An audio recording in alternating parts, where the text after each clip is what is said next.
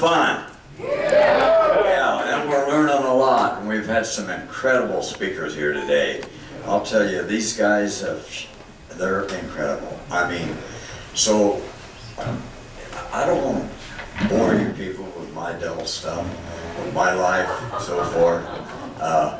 But I'll tell you, thank you again for coming. A lot of you folks have heard me speak before, and I'll excuse you whenever I get started here. The ones that don't want to stay, just leave, and I might be talking to myself. But anyway, I still, you folks are so wonderful to be here, and for me to be able to talk to you about your experiences or whatever, your personal life, anything. I'm wide open, and I'll start out here a little bit by telling you a little bit about myself, if you folks will allow me.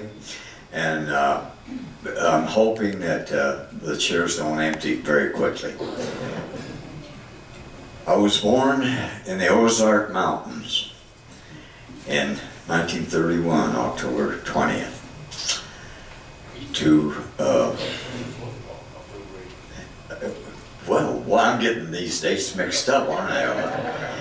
Thank you, John. Hey, I have to have, you know, my wife keeps kind of keeps me straightened out at home, and John and Tom kind of do that when we're on a trip, and then Mark backs them up. So, you know, I've got to stay straight pretty much. But anyway, yes, I was born October 18, 1931, in the Ozark Mountains, down in a log house, about 35 miles from Branson, and probably you guys relate to Branson more than you would where I was born. But anyway, I was born to Mr. William and Dola Gimlin, and I had three brothers and two sisters. So I came from a fairly large family, and we moved to Washington in 1940. So I grew up on the Indian reservation over here, Yakima Nation Indian Reservation, and I lived a very exciting life from my early days. But I learned in my early days to track, and I was in the woods a lot with my older brother, who was 4 years older than me, and actually we ran a trap line when we were very young at age. But my dad taught us a lot of things, and a lot of respect, and just a whole lot of living things to do, and be honest with people, and treat them like you'd like to be treated. So I've kind of tried to do that throughout my life, and I know I've probably deviated somewhat, but if I have, I apologize. So we came to Washington, and like I say, I grew up over here on the reservation, and I was a very active young fellow. I running wild horses at a very young age, catching them, and actually doing a lot of it from the ground, getting drugged through the sagebrush, and come home crippled up. But my dad was a very stern man, and he believed in lots of rules. So he'd say, Bob, you can get crippled up as much as you want up there on running them wild horses, but that doesn't pertain to farm work. So you're going to go to work in the fields like everybody else if you come back all buggered up from chasing wild horses. Well, I learned right then and there that I come home, I didn't even show my bruises and stuff to anybody, because I learned that I was going to be going out there to work every morning. So I'll get along with that. And so later on in life, about 1957, 58, I met Roger Patterson. And Roger and I hit it off because we were both amateur cowboys. And I say amateur, we really were amateur. So, and I was fairly young. I went in the service in I'll back up just a wee bit. I went in the service in 1950 in the Navy. I served on a destroyer ship in Korea during the Korean conflict. And then I came back to the United States and got injured in the United States. Spent 2 years in the hospital. And so the doctors, when I left there, said, Bob, you will not be able to live a normal life. You'll have to be a bookkeeper, an accountant, or stay inside, or whatever. You won't be able to work. You won't be able to do a lot of things. Well, I respect the medical field a lot. a lot, because I've been through a lot of things in my young life. And so I was determined not to prove the doctors wrong, but determined to do what I wanted to do and how I wanted to do it. My brothers and sisters call me hard-headed. Well, maybe that applies a little bit, of course. And so I like chasing the wild horses and so forth. But anyway, I met Roger in the rodeos in 1958 or 57, might have been late 57 and 58. And then I got out of rodeoing in late 58 because I thought I was getting too old to ride the rough stock. And one day I was going past my uncle's service station and I saw a little Plymouth pickup. How many of you folks have ever seen a Plymouth pickup? Okay, there's very few. I saw this little pickup, never seen one, so I walked up and I was looking at it, and I was just hauling some horses down out of the hills. And who bounces out of the service station but a little guy with a cowboy hat on, and he says, "Well, howdy, Bob, I haven't seen you for a long time." I said, "Well, Roger, where you been?" He said, "I've been sick." And he didn't look real well, and he didn't look like the Roger that I'd seen in 58. Now this was in 1960. And so I talked with him for a minute, and he said, "Have you got a minute?" And I said, "Yes, sir, I've got all the time in the world, Roger, to talk to you."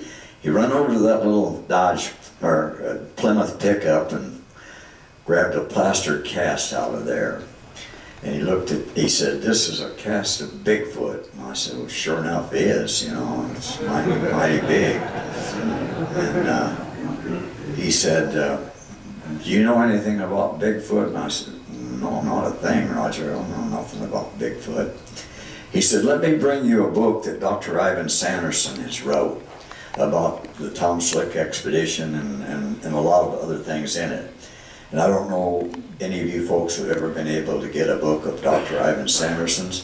They're pretty rare to find this day and age, but if you can find one, grab it up and thumb through it a little bit, because there's some good information that you've heard from these incredible speakers today that Dr. Ivan Sanderson was talking about back in the 50s and 60s.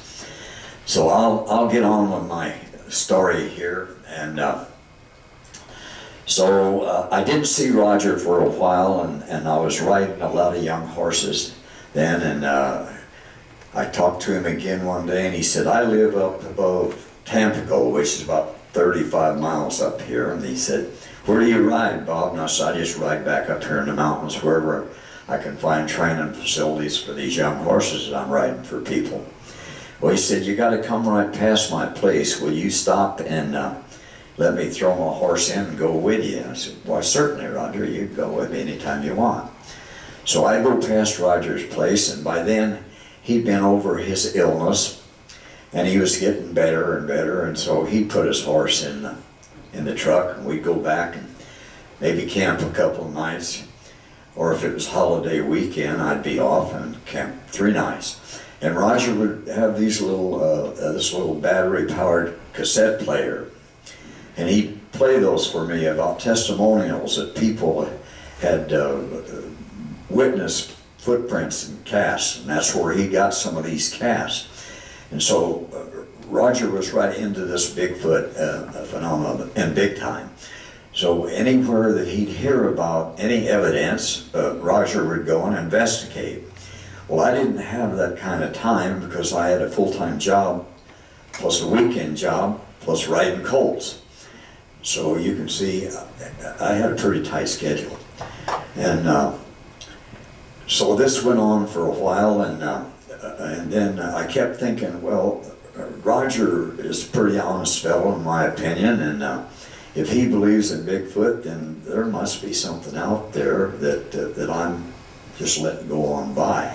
And I rode a lot in the mountains, but I wasn't looking for the evidence that was probably right underneath my eyes at the time I was riding. So I never saw footprints, I never heard tree knocks. If I would have, I'd have probably thought it was a woodpecker.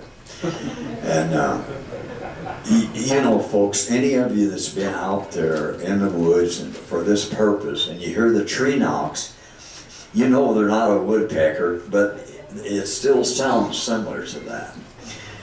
If it's, you know, I don't know, woodpeckers don't probably have the same rhythm. But anyway, this went on, and so I got to the point where I said, well, yeah, there's got to be something out there. Well, I ended up getting remarried in 1964, and we went to Harrison Hot Springs on our honeymoon. And there was a big plywood face there of a Sasquatch right out of Harrison Hot Springs. And I looked at that, my wife looked at it and said, well, what is a Sasquatch? I said, well, I don't know. And she said, well, sure, an ugly creature, isn't it? And I said, well, yeah, I wouldn't win a beauty contest. And I said, I really don't know. I don't know whether it's Native American people or what. Well, then it wasn't probably a month or so after that, Roger came into my place and started talking to me again about Sasquatch and Bigfoot. And I said, oh, are they one and the same? He said, well, yeah. He said, that's what they call them in Canada. And Canada and all up to the north. I said, oh, okay, so down here they call them Bigfoot. And Roger said, well, he said, yeah, that came from California, you know. He said, there's lots of names for these creatures around. For the Native Americans, they call them different names. In different areas, they call them different names. And you know, some of them I couldn't pronounce them if you told me right now what they were again, because they were Native American words. So anyway, this went on for a while, and I went out a few times with Roger just do some weekend field investigation, and you know, Roger and I were pretty close, and by the time he got back with me then, we were getting closer, and I'd go by and pick him up on my way to the mountains, and of course we'd sit around the campfire at night and talk, and got to the point where I said, Roger, if you go out on some of these, if I've got any time off, if I can get away, I'll go with you.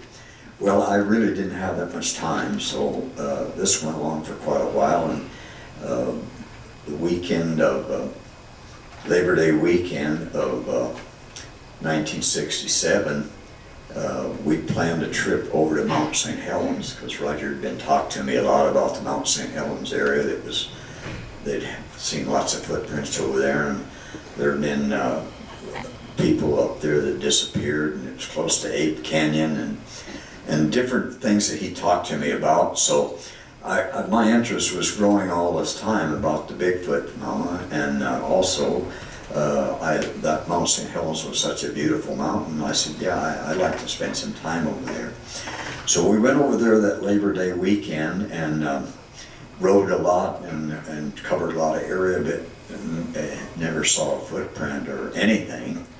And on Sunday night, when we went, got in, I had a truck with a van on it with a canvas over the top that'll haul the horses in, and it started raining really hard, so by Sunday night it was, everything we had was wet, and I said, well, we might as well go on back to Yakima. So that's what we did, and I think it was probably Thursday or Friday, Roger come in my driveway with his eyes all wide open, excited. He said, Bob, can you take me to Northern California? And I said, what for? And he said, well, over the Labor Day weekend, they were building new roads up in the Bluff Creek area, up high in the mountainsides there in the Bluff Creek area. And he said they put a tank, a fuel tank in there with a tractor, of course, on Friday afternoon so that they could fuel the road graders and the cats up when they're working up there, so they wouldn't have to drive that 30 miles back down to Willow Creek. So when they came back to work on Tuesday morning, there was 3 different sizes of footprints in the dirt around there. But unfortunately, it had rained all up and down the west coast, and I guess it must have hit California a few days later than it hit the Mount St. Helens area. So my reply to Roger was, hey, I've got a full-time job, I got horses, I got cattle, I got things. I can't just leave. He wanted to leave in a few days. He said, how long would it take you to get ready to take me down there? And I said, well, a month, maybe. You know, he said, oh man, a month, we can't wait a month. And I said, why don't you go on down? He said, oh no, he said, I don't have the transportation. You got the truck and everything to go. So I go talk to my boss, and I was hot roofing at that time, and I was what you call a low man on the totem pole as far as the layoff time goes. And fall of the year, October, is starting to get a little bit slow for hot roofing. And so I said, well, could I take a week or so off? And he said, well, yeah, you can have a week or so off if you want, Bob. Because he said, you know, he said, don't want to lay you off. But he said, probably in another month I'd have to lay you off for the winter. And so I said, okay. So I told Roger, let's get this thing together and I'll take you down there. Well, it took me that long. I think we left the last day of September, or maybe the last couple days of September. It took me 2 days to get down there. And I didn't know where to go because I'd never been down there. So Roger tells me where to go through Hoopin and through up to Bluff Creek and up into the mountains. Well, like I say, unfortunately it had rained down there. And I had never seen a footprint. Only thing I'd seen is plaster cast. So I wanted to see a footprint in the worst way. And I get down there and we drive way back in there to where this tank was. We was going to make our camp about 2 miles, or about a mile, I guess it was, from there downhill over a place called Onion Mountain.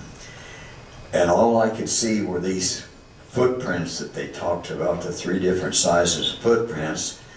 They weren't identifiable real good because the rain had hit so hard in that fresh dirt and storm down there that it just kind of washed them out. And so I was pretty much disappointed, but we were down there, so I said I'll make the best of it. So the next 3 weeks, Roger and I rode many, many miles through them hills and mountains and look. And it was a warm, sunshiny fall, just like we're experiencing right now in October. And even later in October, it was good. And I'll explain to you why Roger ran out of film here as long as I speak. Anyway, so it was, of course, October 20th, and we decided that we covered a lot of miles there close. So we was going to take a pack horse, pack our equipment, and go back about 25, 30 miles further back in. Because those mountains down there in that area are rugged, rugged mountains. Steep, beautiful timber on them, but they're rugged mountains. So we were on our way. We left about 12 o'clock from camp, packed up, ready to go back in there and stay all night, or 2 nights if we had to. Probably 2 nights is what we was going to really stay, depending on what we ran into. And we were about 3.5 miles from our camp, and we had ridden past this place a few times before, but it had been a few days. I can't remember the exact amount of days that we had ridden past this same place. And we just followed the creek up that day, and going along, and Roger was taking, the trees were turning, the underbrush was turning red, yellow, the leaves were absolutely beautiful. It's a sunshiny October 20th day, and I was riding a big horse and leading this little pack horse with the equipment on it, and Roger's riding out in front. And he was filming, of course, and filming me probably part of the time, and the rest of the time he was filming the scenery around, which was very beautiful that time of the year. And then when we got up there and rounded the creek, there was a big downfall tree. And most of you folks know what a tree looks like. It's been uprooted and tipped over from the flooding area and down and turned down, and the roots are upright. Well, this was what this was. And the roots and everything was probably about 10, 12 feet high. And apparently the creek had hit the base of this big downfall tree, and the creek had rerouted itself around it. So we made the bend around the tree. Roger was out in front on his little horse, and I was behind him about 2 horse lengths, which would be about 10, 12 feet, so something to that. I don't remember just how many feet I was behind Roger. And all at once, these things started happening. Horses started jumping and lunging. And Roger's horse, I call it waspy. What it is, it's Roger never ever got a really broke horse because he still thought he was rodeoing all the time. And this little horse was an agile horse. He was a cross between a quarter horse and some kind of a large pony.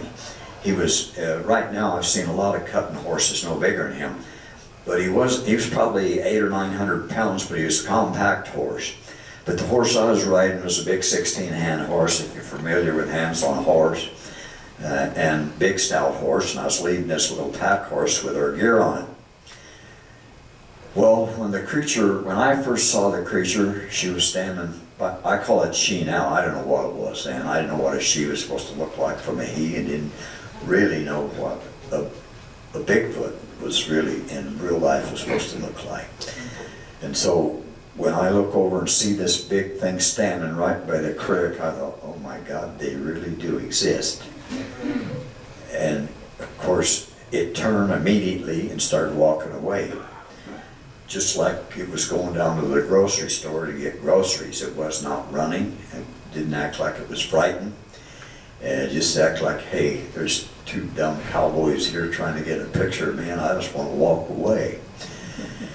Well, then, this all kind of has been, Bill, unfortunately, kind of explained a lot of that earlier today, so I won't spend a whole lot of time going through that with you folks. But I'll just tell you what Roger and I did, because I wish Bill could have been there and watched what was going on too.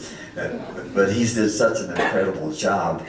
And again, folks, how lucky I've been to have friends like John, Dr. Melgrim, and Bill Munns here to do their presentation today. I'll tell you what, I take this old white hat off to them.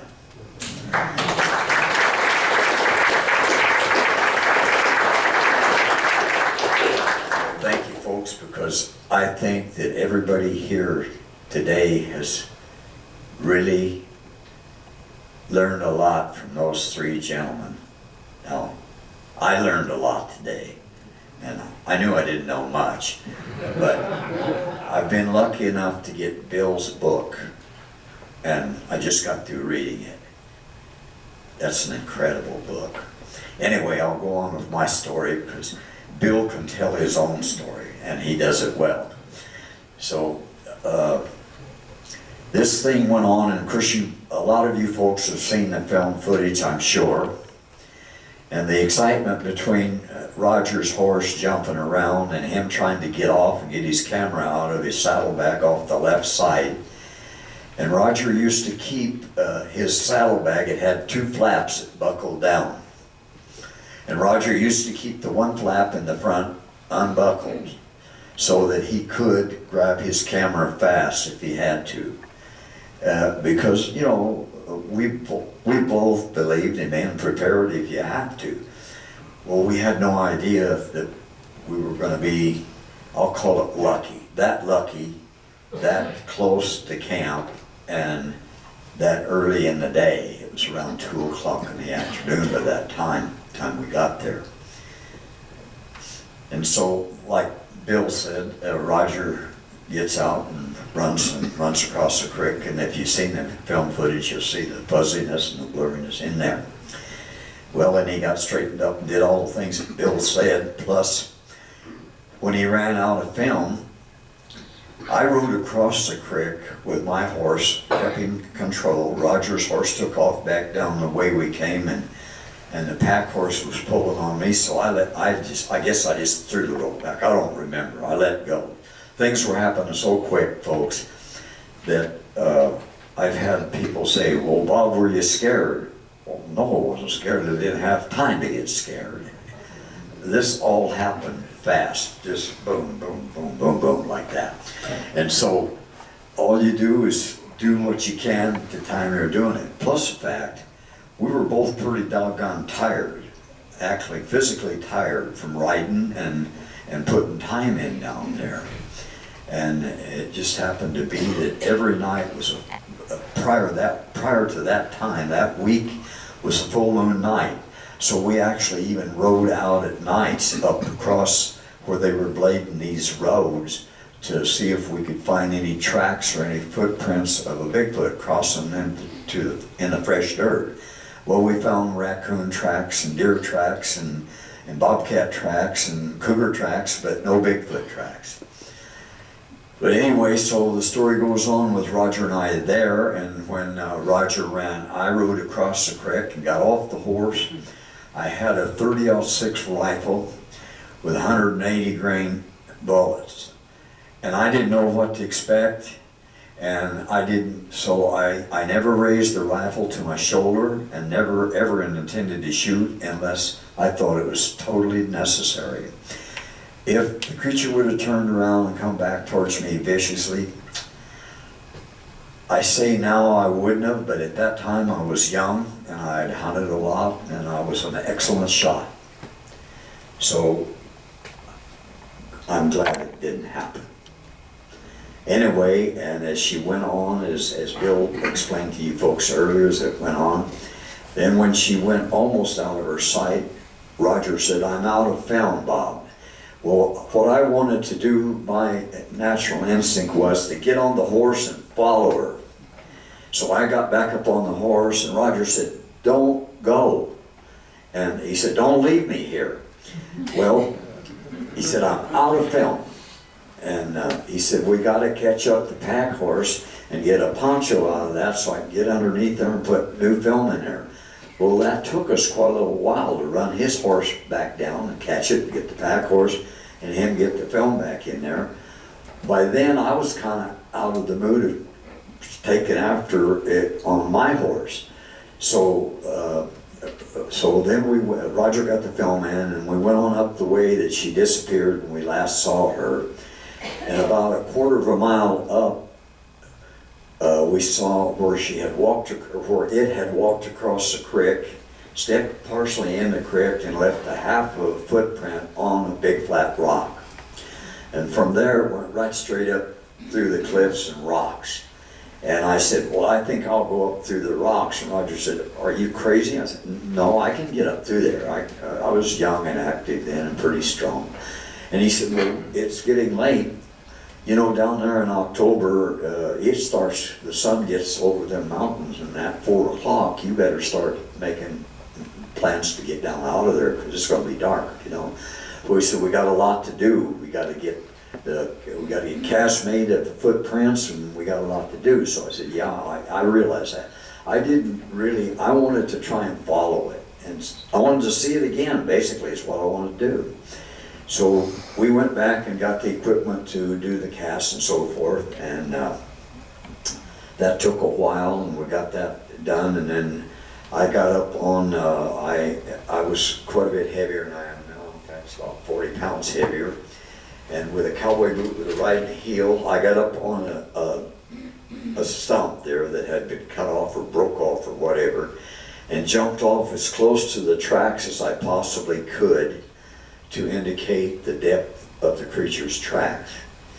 And my cowboy heel with my weight, with 1 foot hitting solid first, went about a third as deep as the creature's track. So the next thing I did was got up on this 1,200-pound horse and rode it fairly close to the tracks, kept away from them far enough to try not to disturb them. And the horse's tracks, the weight distributed on 4 feet, didn't go as deep as the creature's track. So that indicated to us that it was heavy. Well, I knew it was heavy with the heavy muscle that it had and so forth. But I had no idea at that time that one of them could have that kind of weight. And of course, they asked me, well, what do you think she weighed, Bob? I said, well, they said it. That nobody said anything about she yet. And I said, well, I don't know. I said, the muscle reminded me of a large quarter horse muscle. That's the only thing I can think of. See, is a horse weight, a big quarter horse weight. Well, anyway, I guess when they figured it all out, it was pretty heavy.